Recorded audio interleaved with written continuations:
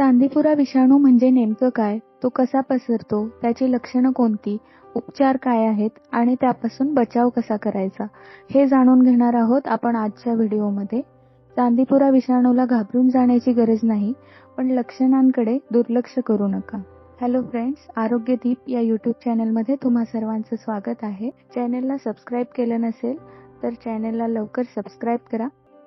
आज आपण बघणार आहोत चांदीपुरा विषाणू म्हणजे नेमकं काय. चांदीपुरा व्हायरस हा एक RNA व्हायरस आहे.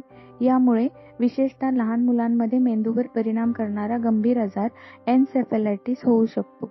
हा आजार काही वेळा अतिशय वेगाने गंभीर होऊ शकतो.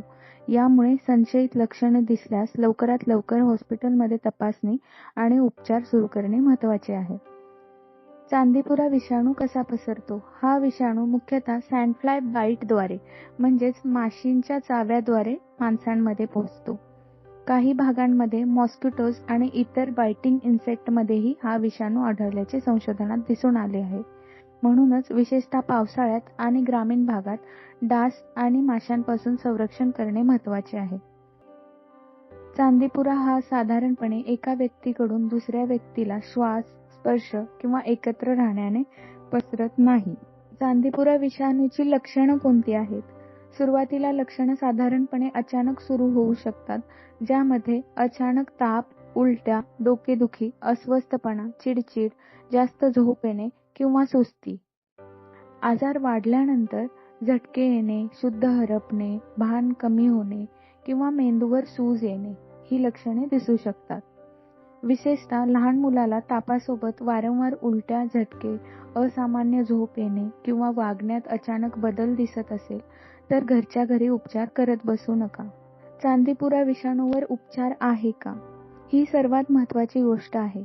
सध्या चांदीपुरा व्हायरससाठी कोणतेही स्पेसिफिक अप्रूव्ड अँटीव्हायरल ट्रीटमेंट किंवा रुटीन व्हॅक्सिन उपलब्ध नाही. म्हणून उपचार मुख्यतः सपोर्टिव्ह आणि इंटेन्सिव्ह मेडिकल केअरवर आधारित असतात. हॉस्पिटलमध्ये गरजेनुसार ताप आणि डिहायड्रेशनचे मॅनेजमेंट केले जाते. IV फ्लुइड्स, उलट्या नियंत्रित करणे, सीझर्स असल्यास अँटी कन्व्हल्जंट ट्रीटमेंट देणे, ऑक्सिजन और रेस्पिरेटरी सिस्टीमसाठी सपोर्ट देणे, मेंदूच्या सुजेचे आणि इंट्राक्रॅनियल प्रेशरचे मॅनेजमेंट करणे आणि ICU मॉनिटरिंग करणे अशी उपचार पद्धती वापरली जाऊ शकते.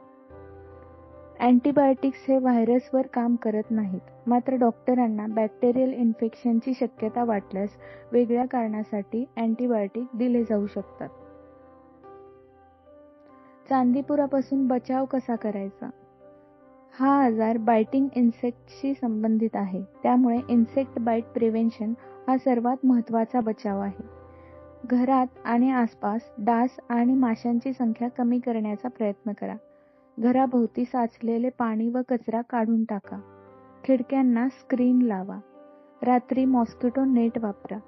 मुलांना शक्यतो पूर्ण बाह्यांचे आणि फुल लेंथ पॅन्ट घालायला सांगा. वयाला योग्य असलेले इन्सेक्ट रिपेलंट वापरा आणि त्यावरील इन्स्ट्रक्शन पाळा. विशेषतः ग्रामीण आणि इन्सेक्ट प्रोन भागात मुलांना बायटिंग इन्सेक्ट पासून जास्तीत जास्त संरक्षण द्या. डॉक्टरांकडे कधी जावे? लहान मुलाला ताप, उलट्या आणि झटके किंवा ताप, शुद्ध कमी होणे किंवा ताप, वागण्यात अचानक बदल होणे दिसले तर तातडीने जवळच्या हॉस्पिटलमध्ये घेऊन जा. चांदीपुरा आहे की नाही हे फक्त लक्षणांवरून निश्चित करता येत नाही. डॉक्टरची तपासणी आणि आवश्यक असणाऱ्या लॅबोरेटरी टेस्ट कराव्या लागतात.